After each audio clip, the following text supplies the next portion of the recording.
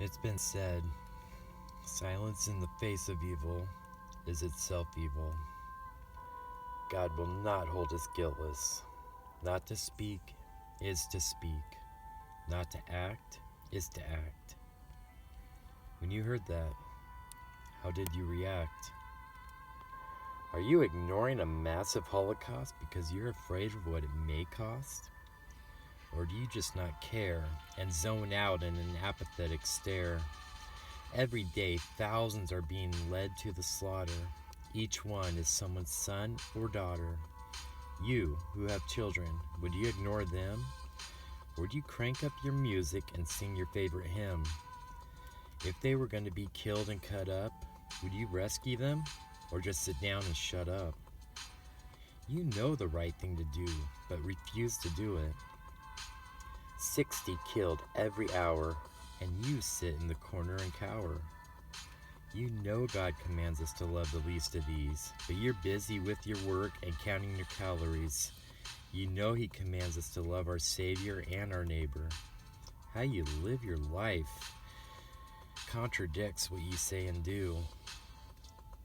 You leave the responsibility to only a few. It's true that if you don't do the good that you know you should do, it's sin. So tell me, when does your obedience begin? Once a year, you go out and voice your moral opinion, and maybe vote. What about the rest of the time in which you devote? Saying you're pro-life is saying how you feel about the situation. Being an abolitionist is saying we are going to end it with the gospel and agitation. So what's stopping you? Doesn't it bother you? Don't you care that babies are being murdered down the street from here? Is it that you don't think the carnage is as bad as it may seem? Like it's some surreal dream? Are you actually content in ignoring the silent cries?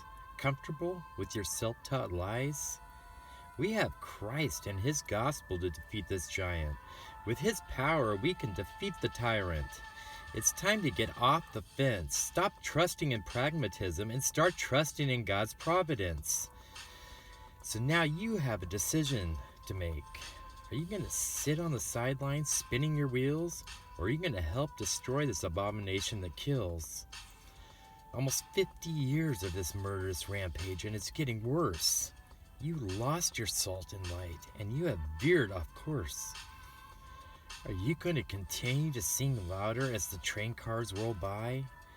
Are you going to continue bowing to the state and quietly comply?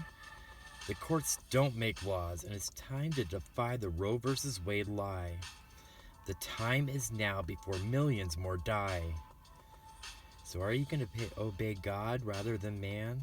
Are you going to help rescue the innocent from murderous hands? The choice is to be made now.